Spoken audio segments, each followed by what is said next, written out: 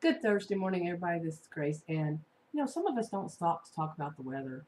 First, I just mentioned last night. I'm saying it because last night we had rain, thank goodness, and the temperatures have been in the 80s. Even yesterday was 83, and now maybe I'll be able to get over these allergies, the allergy attack, allergies, whatever. It usually lasts a whole month.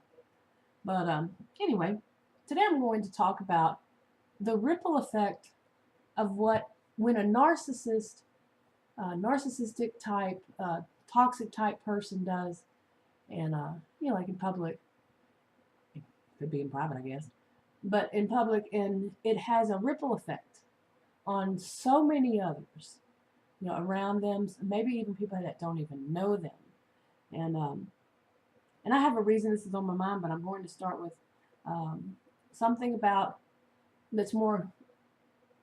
I think more people can understand. I'll be right back.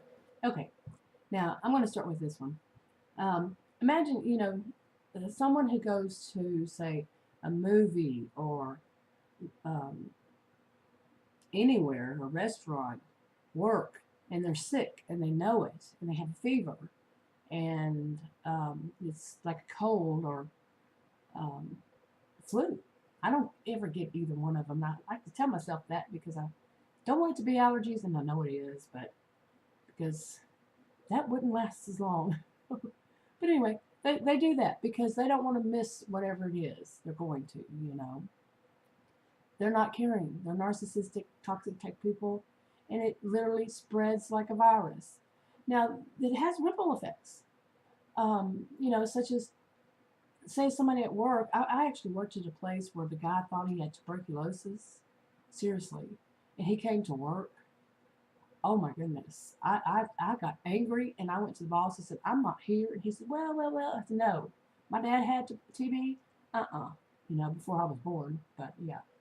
So anyway, somebody who does that because they don't want to miss work or they don't want to, they're paid by hourly.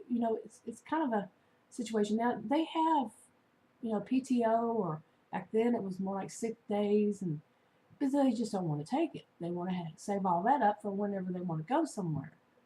So what they do causes other people to have to miss work because they get sick.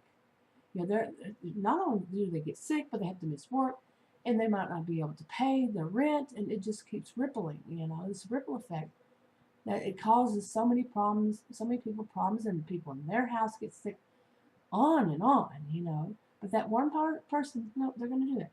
It's the same thing as like people who, here in Texas, in this part of Texas at least, when it snows and we have black ice, basically, the town shuts down, kind of thing, because we don't get it that often, and they don't have all the plows that are needed, snow plows. I don't think I've ever even seen a snow plow in my whole life, and I'm 53.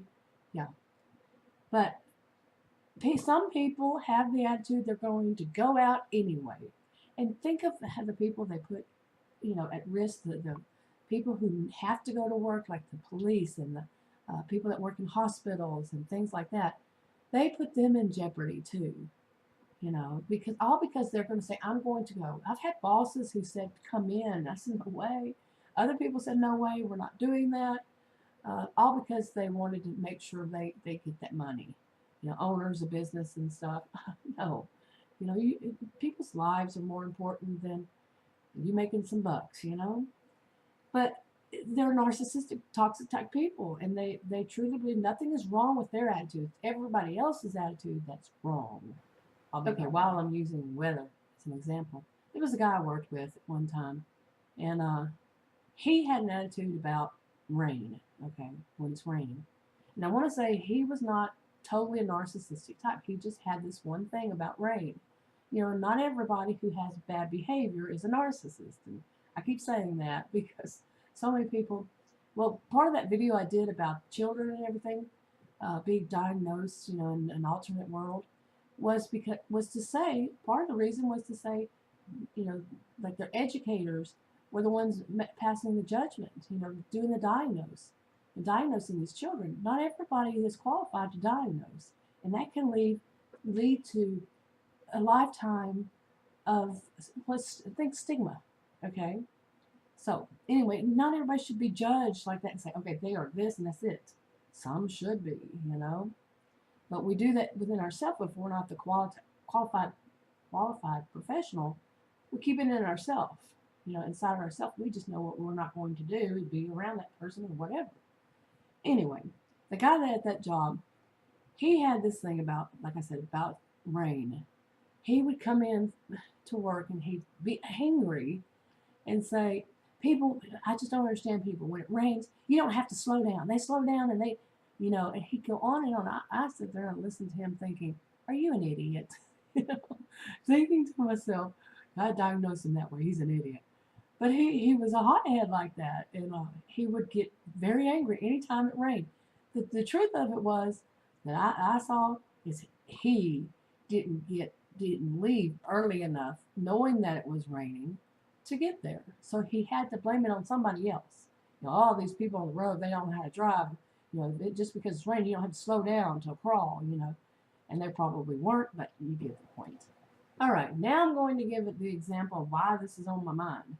Yesterday, you know, I have these allergies and all this, and I'm having an allergy attack. People just call them allergies. But I had to go to the store. You know, I was getting, you know, down with nothing in the refrigerator. I need to go to the store. It's been 7 days, and so I was going to go to one of the grocery stores nearby and get a few quick things. Okay, I walk in to the store. I'm not gonna name which one. I'll never go there back there again. None of their chain. But I walked in and I smelled something a little funny, you know, a little odd, and just kept going, thinking maybe it was just something outside or whatever. Get, you know, in the store, go around, you know, to the back where what I needed was yogurt. It was always in the back. Get back there and I start coughing and choking and gagging and not able to breathe. Now, I can't walk real fast doing this and to get back out of the store. And I was like just in a daze, really. And I got down one of the aisles and I saw an employee and I asked her, where's the restroom? And she told me it's on of course, the other side of where we were. She said, ma'am, you're going to make it? And I said, I don't know. And I went to the restroom. And now, why I didn't just walk out the store, I don't know, because like I said, I was coughing and gagging and all this stuff, you know. And my brain wasn't thinking right at the moment. And so I got to the restroom and I was grumbling to myself, who would do such a thing? Who would do such a thing? So I need to get the stuff that I had. So I got back out, you know, after I calmed down and everything. Got back out, you know, got to the cashier. And I asked the cashier, I said, are they burning potpourri or something like that? And she said, no, it's actually cinnamon. And I was thinking, cinnamon? You know. And so she started talking to me. She said that it's really bad. I said, how do you handle it? It's so strong. And by then it was so strong. And that's what happens to me. I won't smell it so bad until I get, like, I'm in it for a while. And then I start coughing and gagging. Right away, I don't. But when I'm in it for a while, you know, in the area where it is. And so I told her what happened to me. And she said, yeah. She said, it's really bad. She said, I don't have asthma or allergies. She said, but one of our employees does have asthma. And she's going to have to quit the job because she can't handle that smell. And smell, where am I getting my accent keeps coming back. But anyway, I asked her, you know, she's standing there talking, and so is the person bagging the stuff is just talking, and they're angry, they're upset.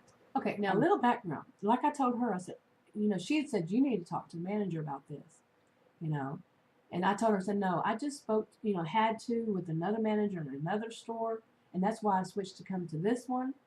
And the other store was a different reason. It was, but this one yesterday, she made everything come together. What she told me was that the bigwigs, I think she called them bigwigs, are coming into this area of their, I don't know, districts or whatever, and the manager is trying to impress these bigwigs, so they put out this. She never did say what it is that smells like the cinnamon, but it was so unbelievably strong. And she was complaining, like I said, she was complaining, and the guy there was complaining, the sacker. whatever, backer. But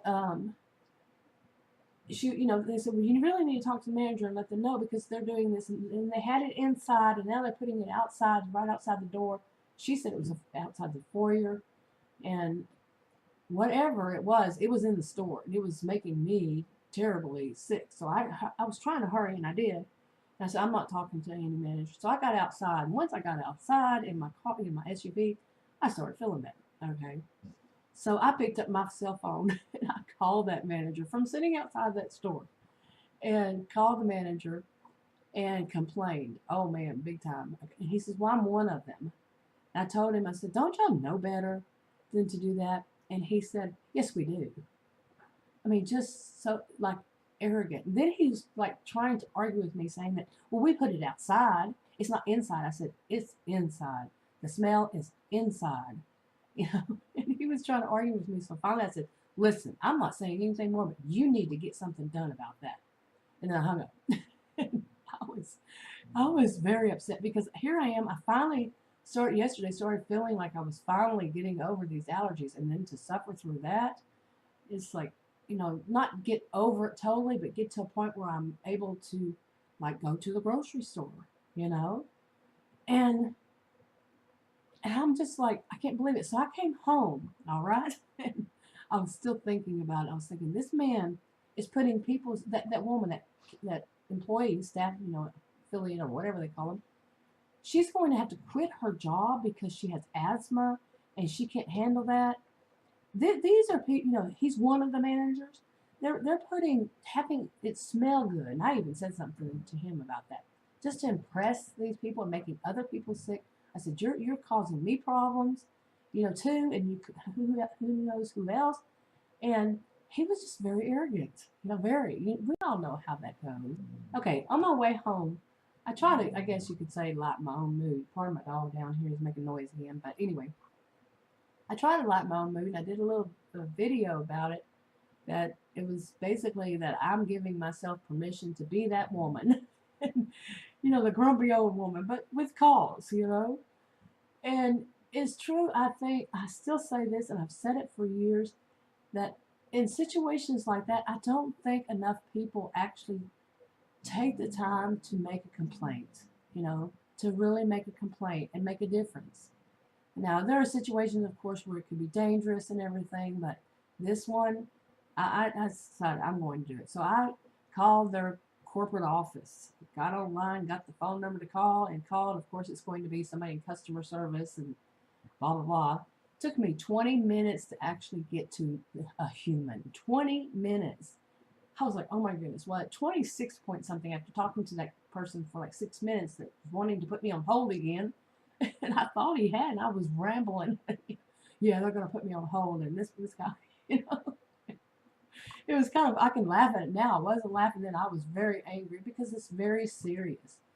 Just think of people who have, who are children, elderly, people whose immune system's off, whatever it is, and they're having to suffer. And I even told the woman in the store, I said, they don't even have it marked. They could at least put them, of course they're not. I was just saying it. Something that Mark says, anybody with allergies or asthma, don't come in the store. Really, there should be some warning. But of course, there's not going to be. It's all about impressing these big wigs. And so I told the guy about it, and he says, I need to escalate this. And, we all heard that. And where does it go? And then he wanted to put me on hold, and I said, no, it was getting closer to 30 minutes. He said, I have a life. I'm not here to, this was bad enough. You get whatever you need done, do it, And he's going to put me on hold and all this kind of stuff. Yeah, whatever. No, it shouldn't take that long. But anyway, I did my thing. I did something about it. That's how I feel. And I've actually considered calling back today. But I don't know. But I have complained. Like, the reason I moved to that store was another store. And what I meant by she made everything make sense was that if they were trying to impress these bigwigs that are coming down.